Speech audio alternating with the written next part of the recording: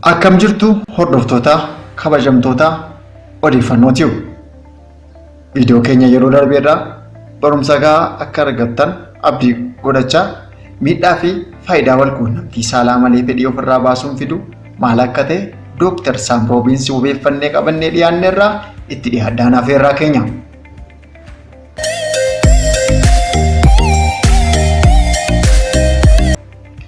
Masturbation yookaan fedhii ofii walquunnamtii saalaan ala ofirraa baasuun barsiifata uumamaa namni hedduun raawwatudha. Barsiifanni akkasii kun dhiirota irratti caalaa heddummaata. Sababiin isaa sadarkaa testosteroonii olaanaa waan qabaniif dhiironni 95% fedhii ofii ofirraa kan baasan yoo ta'u, dubartoonni immoo persentiin 90 fedhii ofii ofiin ofirraa baasu. Masturbationiin dhiirotaaf hammamtaa testosteroonii dabalaa jedha Dr. Sam Robbins. Dubartoonni yookaanis shamarraniif ammoo dhukkubbii marsaa laguu irratti isaan mudachuuf malu isaaniif ni hir'isaa jedha.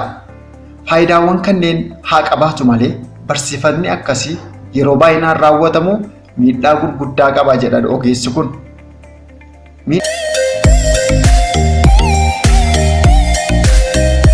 Miidhaan isaa inni jalqabaa akka namni jaalallee hin qabaanne yookaan akka namni fedhii ofiin ofirraa baasuu qofaan quufu nama taasisa.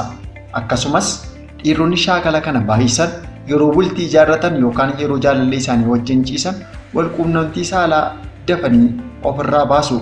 Kana jechuunis daqiiqaa 2 hanga daqiiqaa 5 caalaa walquunnamtii saalaa raawwachuu dadhabu. Shaamarran shaakala kana heddummeessan immoo faallaa kana daqiiqaa hedduudhaaf walquunnamtii saalaa raawwachuu barbaadu. Akkas jechuunis daqiiqaa 23 hanga daqiiqaa 26 walitti fufiinsaan walquunnamtii saalaa raawwachuu barbaadu. Wal faallessuun fedhii dhiiraa fi dubartii gidduu jiru akka bal'atu taasisa. Yeroo ammaa kan addunyaa kana irraa abbaan manaa fi haati manaa bultii isaanii kan diiganiif sababni inni guddaan isa kanadha jedha Dr. Sam. Akkasumas namoonni walquunnamtii saalaa malee fedhii isaanii ofirraa baasan rakkoo xiinsammuu fi rakkoo qaamaa akka isaan mudatu dubbata Dr. Sam. Dhiironni shaakala akkasii torbanitti yeroo 5 isaa ol raawwatan carraan piroostate kaansariin qabamuu isaanii daran olaanaadha. Akkasumas dhiironni irra deddeebi'an barsiifata kana raawwatan dafanii dulloomu. Akkasumas ni dhiphatu.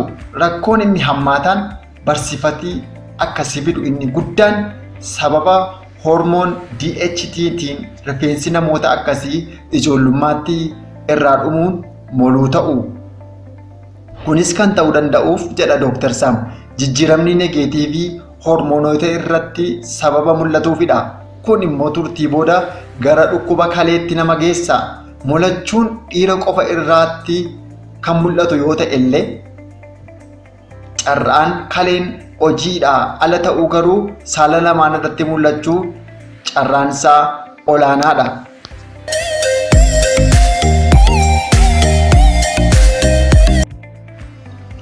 Namoonni fedhii saalaa malee fedhii ofirraa baasan namoota yeroo baay'ee viidiyoo walquunnamtii saalaa daawwatanii fi namoota kophaa jiraatanidha.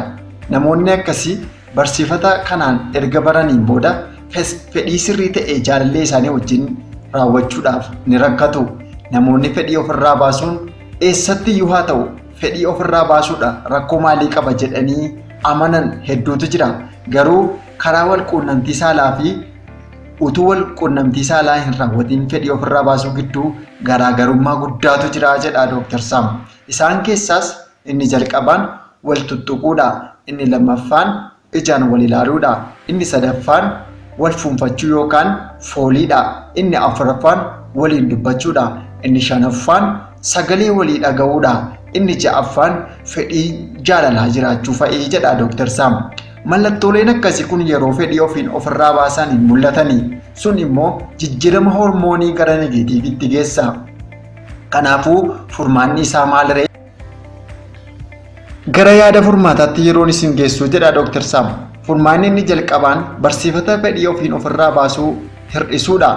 Kunis kan danda'amu torban tokko lamaaf utuu ofirraa hin baasin turuun gaariidha. Kunis kan danda'amu ispoortii garaagaraa guyyaa guyyaadhaan hojjechuudhaani.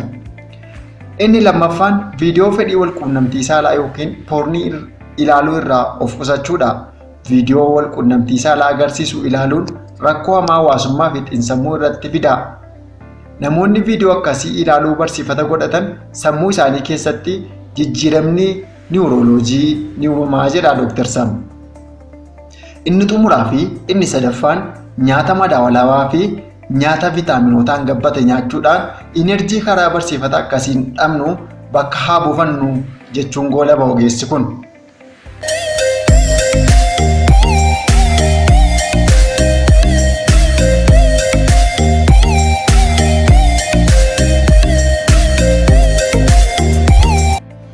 Egaan daawwattoota keenya kabajamoo odeeffannootiif qabiyyee qophii kanaarraa barnoota hedduu akka argattan abdii guddaa qabna. Subscribe gochuu hin dagatinaa. Yaada yoo qabaattan nuun ga'uu dandeessu. Har'aaf kanumaan nagaa isinitti dhaammachaa yeroo biraa mata duree biroon hanga walitti deebinutti nagaan nuuf tura.